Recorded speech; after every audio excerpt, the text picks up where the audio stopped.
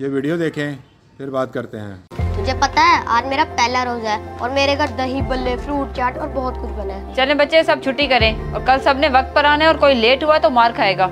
लेकिन टीचर मेरा तो अभी 2 किताबों का रहता है, मैं भी जाऊँ? जी बेटा, मैंने सबको ही छुट्टी दी है क्योंकि इफ्तारी का वक्त होने वाला है ना। ठीक है टीचर।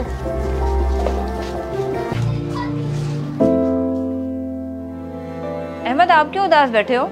उठो, आपका भी तो रोजा है ना। लेकिन अभी आपने मेरे लिए तो कुछ बनाया ही नहीं होगा। आपको पता है आज अली का रोजा है और उसके घर बहुत सारी चीजें बनी हैं। मुझे नहीं पता, मैंने वही चीजें खानी है जो अली के घर बनी है। अहमद, ये कैसी बातें कर रहे हो तुम? सब कुछ तुम्हारे सामने है। वो अमीर लोग हैं, अफोर्ड कर सकते हैं, हम नहीं कर सकते। और रोजा रखने का मतलब ये नहीं कि बस खाया पिया जाए। मुझे कुछ नहीं पता। अगर हमारे बाबा होते तो वो मेरी सारी ख्वाहिशात पूरी करते, मगर आप तो मुझसे प्यार ही नहीं करती। मैं जा रहा हूँ, मुझे नहीं खाना कुछ।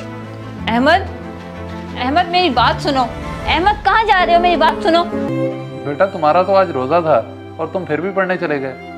क्या हुआ, परेशान क्यों? बाबा, आज मेरा पहला रोजा है और आपने मेरे खाने के लिए हर चीज बनवाई है और अहमद का भी आज पहला रोजा है, उसके पास कुछ भी नहीं है खाने को। अच्छा, तो इस वजह से मेरा बेटा परेशान है। देखो बेटा, दुनिया में हर तरह के लोग मौजूद हैं।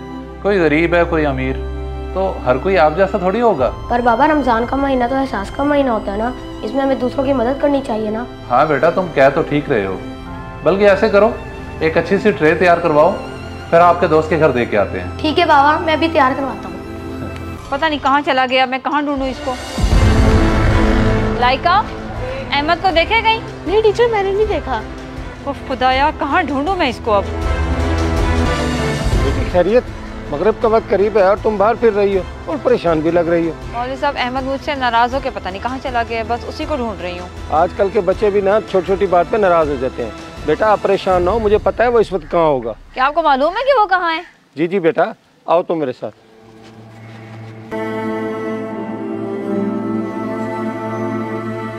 देखो बोरा, अहमद, देखो तुम्हारी आप ही आई है और कितनी परेशान है तुम्हारे लिए।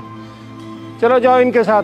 मुझे नहीं जाना इनके साथ, ये मुझसे प्यार नहीं करती। अगर प्यार करती होती तो मुझे भी इफ्तारी में वही चीजें बना कर देती जो मेरे दोस्त के घर बनती हैं। बेटा, रमजान का मतलब ये नहीं होता कि अनवाओ अक़साम के खाने तुम्हें खाने को मिले, बल्कि जो नेमतें तुम्हें मुयस्सर हैं उस पर राजी रहना सीखो और अल्लाह का शुक्र अदा करो। लेकिन मेरे दोस्त के घर तो हर तरह के खाने बनते हैं, तो क्या उनका रमजान हो रहा है? बेटा, अपने दोस्त को नहीं बल्कि उन लोगों की तरफ देखो जिनको 2 वक्त का खाना मुयस्सर नहीं। अल्लाह का शुक्र अदा करो कि तुम उन लोगों में से नहीं हो और जाओ अपनी बहन के साथ। लेकिन कारी साहब। लेकिन कुछ नहीं अहमद, जो वो कह रहे हैं उस बात को समझो और तुम्हें जो चाहिए उसकी उम्मीद अल्लाह से रखो, इंशाल्लाह तुम्हें वो भी मिलेगा। अब चलो मेरे साथ घर।